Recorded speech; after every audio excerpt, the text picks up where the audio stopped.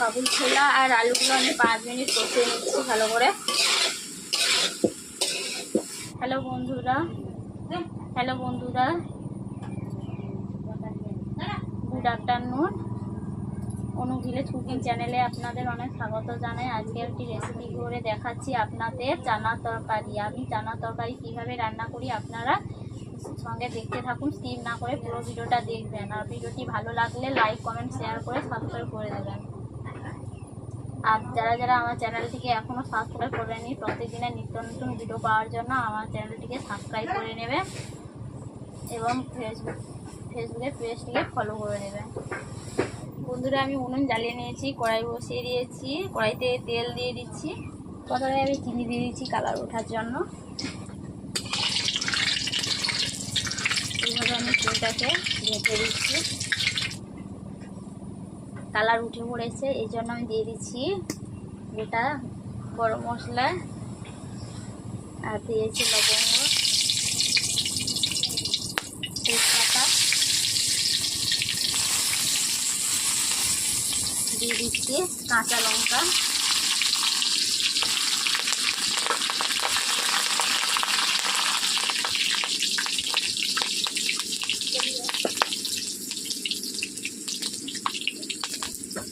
দিয়ে দিচ্ছি টমেটো আর আদা পেস্ট করে রেখেছিলাম।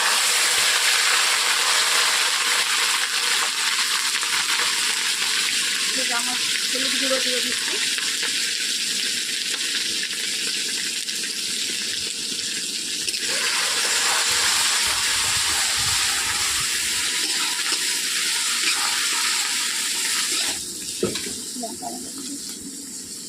কাঁচা লঙ্কা দিয়েছি, তার জন্য অল্প করে আমি গুঁড়ো লঙ্কা দিয়ে দিচ্ছি।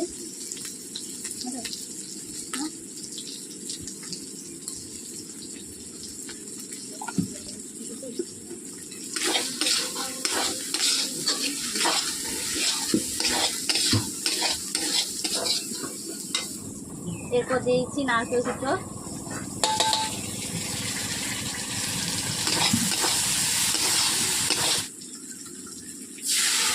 অল্প করে জল দিয়ে দিচ্ছি।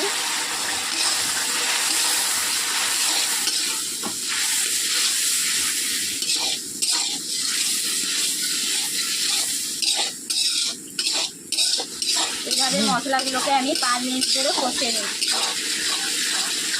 আমার গ্রেভিটা খুব সুন্দর হয়েছে, দেখতেই পাচ্ছেন আপনারা। কালারটা খুব সুন্দর চলে এসছে।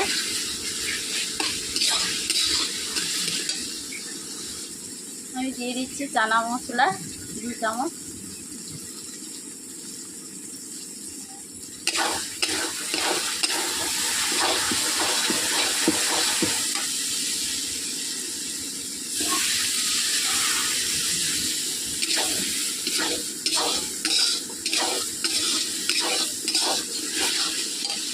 এরপর দিয়ে দিচ্ছি কাবুল ছোলা আর আলু সেদ্ধ, আগে থেকে আমি প্রেসার কুকারে সিদ্ধ করে রেখেছিলাম।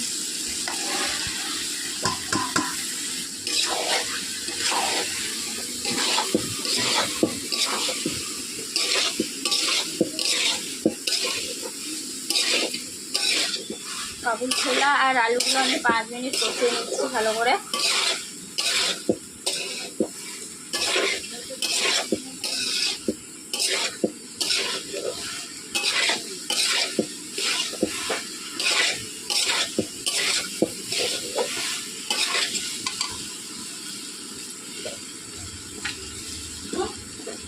স্বাদ মতো নুন দিয়ে দিচ্ছি।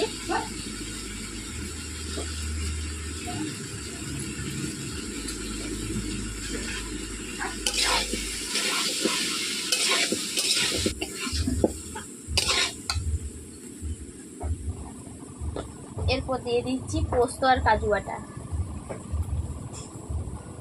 একসঙ্গে বেটে রেখেছিলাম, দিয়ে দিচ্ছি।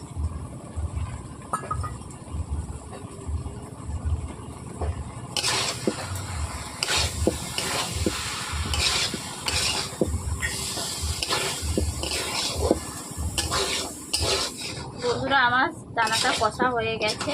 এরপর আমি জল দিয়ে দিচ্ছি ফোটানোর জন্য।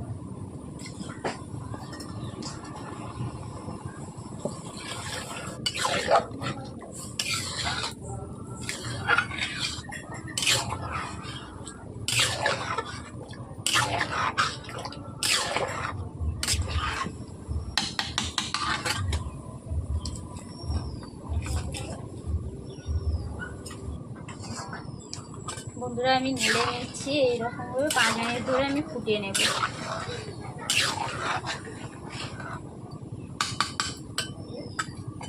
এলাচ গুঁড়ো দিয়ে দিচ্ছি,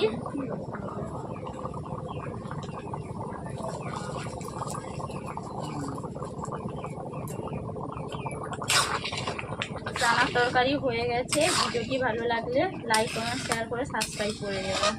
এইভাবে আপনারা বাড়িতে রান্না করবেন। কার কেমন হলো বাড়িতে রান্না করা আমাকে কমেন্ট বক্সে জানিয়ে দেবেন।